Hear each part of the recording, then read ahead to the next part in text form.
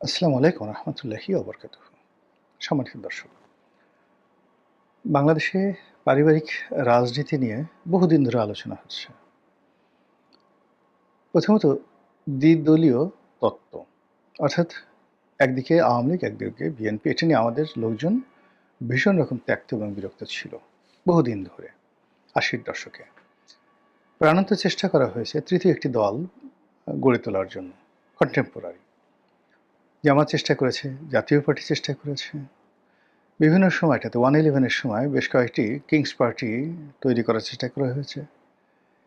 জনাব ডক্টর মোহাম্মদ ইউনূস গত ১৭ মাস ধরে প্রাণান্ত চেষ্টা করেছেন সেই যাকে বলা এনসিপির মাধ্যমে একটি আকর্ষণীয় রাজনৈতিক দল গড়ে তোলার জন্য। এবং এই আকর্ষণীয় রাজনৈতিক দলটি গড়ে তোলার জন্য যারা কিনা বিএনপিকে চ্যালেঞ্জ জানাবে, আওয়ামী লীগকে চ্যালেঞ্জ জানাবে এবং রাষ্ট্র ক্ষমতায় আসবে, এজন্য জামাতও কিন্তু সর্বশক্তি দিয়ে চেষ্টা করেছে। বলা হয়ে থাকে এনসিপি জামাতের বি টিম, কিন্তু জামাত কিন্তু চেয়েছে যে এনসিপি বি টিম থেকে এ টিম হোক, জামাত এনসিপির বি টিম হোক, কিন্তু হয়নি। আমাদের দেশে ঘুরে ফিরে সেই পারিবারিক রাজনীতি চলে এসেছে। এখনো মানুষ ঘাটে পথে শেখ হাসিনার জন্য কান্নাকাটি করে। ভাতা দেয় জনাব তারেক রহমান সাহেব, এই যে ফ্যামিলি কার্ড দিল, মহিলাদেরকে উপস্থিত করা হয়েছে, কার্ড দেয়া হয়েছে। তারপর শেষে বলা হচ্ছে যে এই কি যেন বলা হয়, জয় বাংলা, জয় বঙ্গবন্ধু, শেখ হাসিনাকে ধন্যবাদ, বা শেখ হাসিনা গো বলে কান্নাকাটি শুরু করলো। এই হলো হাসিনা ভক্তের অবস্থা। আবার অন্যদিকে শেখ হাসিনার প্রতি যারা বিরাগ, সেই বিরাগ যারা আছে তাদের মধ্যে অনেকে আবার খালেদা জিয়াকে অসম্ভব পছন্দ করেন। তো এইরকম খালেদা জিয়া এরকম একজন ভক্ত। তার কাছে মোহাম্মদ আরাফাত, সাবেক যে তথ্য প্রতিমন্ত্রী ছিলেন, তিনি যে গুলশান থেকে নির্বাচন করলেন, তো সেখানে গেলেন। তো তিনি খুব আগ্রহ নিয়ে সেই শেখ হাসিনার একটা ছবি দেখিয়ে বললেন যে, বলো তো, বলেন তো খালাম্মা, এ কে? তো সে মহিলা বলল, এটা হলো হাসিনা মাগি। এখন ক্যামেরা চালানো, আরাফাত কি করবে, তাড়াতাড়ি বলে, হায় আল্লাহ, কয় কি, এই কথা কয় কি? মানে এটা হলো আমাদের সমাজের, মানে যারা বিএনপি করে বা খালেদা জিয়াকে পছন্দ করে, তারেক জিয়াকে পছন্দ করে, তাদের কাছে শেখ হাসিনা সজীব ওয়াজেদ জয় হলো এইরকম, মানে যাকে বলা হয় ওই যে মহিলা যেটা সহসল মহিলা যেটা বলে ফেলেন, বুড়ি মহিলা, ওইরকম বাজে শব্দ। আবার একইভাবে খালেদা জিয়ার সম্পর্কে, তারেক জিয়ার সম্পর্কে আরও মন্দ ধারণা পোষণ করে আওয়ামী লীগের কোটি কোটি মানুষ। আপনি মানে এই যে তারেক রহমান সাহেব যত ভালো কাজ করছেন, যত কিছু করার চেষ্টা করছেন না কেন, কোনো লাভ হবে না। আওয়ামী লীগের লোকজন মরার আগেও বলবে, ওই যে শেখ হাসিনা যে কথাগুলো বলে গেছেন, মানে বেগম জিয়া সম্পর্কে বা তারেক জিয়া সম্পর্কে একই কথা তারা বলবেন, এবং তারা বলবেন, মরে গেলেও বলবেন শেখ হাসিনা সঠিক আছে। তো এই যে একটা সমীকরণ, মেরুকরণ, এটা কিন্তু এরশাদ জমানাতে প্রবল আকার ধারণ করেছিল, এবং তখন থেকে কিন্তু মানুষ চেয়েছিল যে এই দুটো রাজনৈতিক দলের বাইরে তৃতীয় ধারা আসুক, এবং ৯০-র গণঅভ্যুত্থানের পরে যে ৩ জোটের যে রূপরেখা হয়েছিল, সেই রূপরেখা আসলে এই ব্যারিয়ারটা ভেঙে দেওয়ার চেষ্টা করা হয়েছিল, কিন্তু এটা হয়নি, আরও মজবুত হয়েছে। তো এখন বাংলাদেশে ঘুরে ফিরে এই দুটো পরিবারের রাজত্ব করে যাচ্ছে। আওয়ামী লীগ টানা ১৭ বছর ধরে শাসন করলো। আসলে আওয়ামী লীগ করেনি, এটা মূলত শেখ পরিবার করেছে। আওয়ামী লীগ শাসন করেনি, এটা মূলত গোপালগঞ্জ করেছে। আওয়ামী লীগ শাসন করেনি, মূলত এটা গ্রেটার ফরিদপুর করেছে, বা ফরিদপুর, বরিশাল, খুলনা বিভাগ করেছে, বাগেরহাট করেছে, শেখ হেলালের এলাকা করেছে, এইরকম কথা বলা হয়ে থাকে।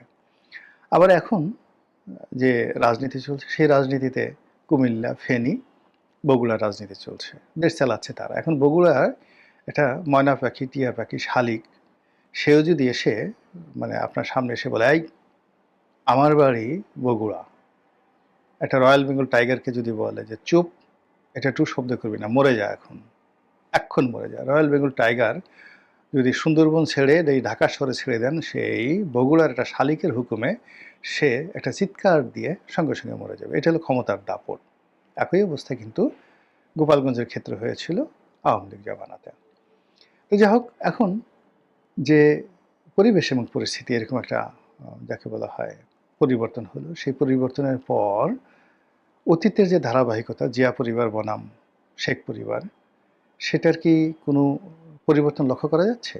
বা ব্যতিক্রম কিছু দেখা যাচ্ছে? সম্ভবত না। বরং আগের চাইতে জিয়া পরিবারের কর্তৃত্ব আরো দৃঢ় হয়েছে। আগে বেগম জিয়া কখনোই তার পরিবারকে সামনে আনতেন না। জিয়াউর রহমান তো আনতেনই না। একেবারে আনতেন না। কিন্তু এখন আপনি দেখুন যে জামিয়া রহমান সামনে চলে আসছেন। শর্মিলা আহমেদ কোকোর যে স্ত্রী তিনি আসছেন। তারপর সেই যাকে বলা হয় তারেক রহমান সাহেবের যে ওয়াইফ তিনি সামনে চলে আসছেন ডাক্তার জুবাইদা রহমান। এর বাইরে জুবাইদুর রহমানের মা তিনিও সামনে আসছেন, ফ্রন্ট লাইনে চলে আসছেন। মানে এটা রাজপরিবার, পুরো একটা রাজপরিবারকে যেভাবে সেলিব্রেট করা দরকার ঠিক সেভাবে তাদেরকে সেলিব্রেট করা হচ্ছে। তারা যেখানে যাচ্ছেন সানাই বাজছে, নহবত বাজছে। ঠিক এটা আসলে শেখ হাসিনার জমানাতে শেখ হাসিনা, শেখ রেহানা, জয়, পুতুল এবং এদের মাধ্যমে হতো। ববি এবং রূপন্তীর জন্য এটা হতো না। কিন্তু মানে এরকম তারা যেখানে যেত সেখানে সানাই নহবত বাজত। কিন্তু এখনো ঠিক সেইম অবস্থাতেই আপনি এখন দেখুন যে পুরো জিয়া পরিবারের যারা আছেন তাদেরকে মানে তারা কারোর সাথে হ্যান্ডশেক করছেন, কারোর সাথে হাসছেন, তারা কী ধরনের সানগ্লাস পরছেন, মাথায় কখন ওড়না দিচ্ছেন, কখন পানি খাচ্ছেন ইত্যাদিও জাতীয় নিউজে পরিণত হচ্ছে। ইট মিনস আমাদের যে মন মানসিকতা এটা তাদের দোষ নয়। আমাদের যে মন মানসিকতা এটা হলো পারিবারিক যে ঐতিহ্য তার প্রতি আনুগত্য দেখানো। আরবিতে এটাকে বলা হয় এজাহারে তাজাল্লুল। আবার বলছি এটাকে বলা হয় এজাহারে তাজাল্লুল। মানুষের মধ্যে একটা যন্ত্র থাকে। এটাকে নফসের মধ্যে বা অন্য যেকোনো একটা জায়গাতে না কোথায় এটা আল্লাহ জানেন। কিন্তু মানুষের মধ্যে একটা যন্ত্র আছে। যে যন্ত্র সবসময় সে খোঁজে, ইচ্ছা করে খোঁজে কাকে ভয় পাওয়া যায়, কাকে তোয়াজ করা যায়, কার কাছে মাথা নোয়ানো যায়, কাকে প্রভু বানানো যায়, কাকে বস বানানো যায়, কাকে নেতা বানানো যায় এবং কাকে কেন্দ্র করে ঘোরা যায়। এখন এই যে আল্লাহ এই জিনিসটি মানুষের মধ্যে দিয়েছেন আল্লাহকে খোঁজার জন্য, বাইতুল্লাহকে খোঁজার জন্য, রাসূলকে খোঁজার জন্য যে তুমি তোমার নেতা খোঁজো এবং তার মোতাওয়াজ্জ করো। কিন্তু আমরা করি কি সেই জায়গাতে শিরক করে আল্লাহকে বাদ দিয়ে, রাসূলকে বাদ দিয়ে, বাইতুল্লাহকে বাদ দিয়ে, আল্লাহর ঘরকে বাদ দিয়ে আমরা আল্লাহর সৃষ্টি কখনো পুতুল, কখনো কোনো প্রাণীর মূর্তি, কখনো কোনো গাছ, কখনো কোনো গৃহ, কখনো কোনো কবর, কখনো কোনো মাজার, কখনো কোনো মানুষ, কখনো কোনো ন্যাংটা বাবা, কখনো এমনকি কোনো লিঙ্গ। শিবলিঙ্গকে আমরা পুজো করি না?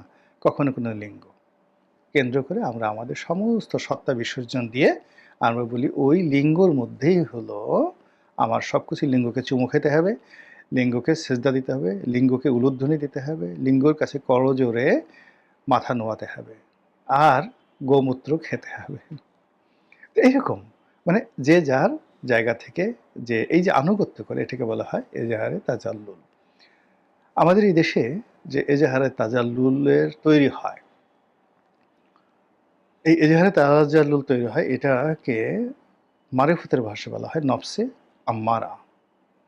অনেকগুলো নফস আছে, নফসে মুলহিমা, নফসে মুতমাইন্না এরকম রয়েছে। তো এর মধ্যে সবচেয়ে খারাপ যে নফস সেই নফসটি হলো নফসে আম্মারা।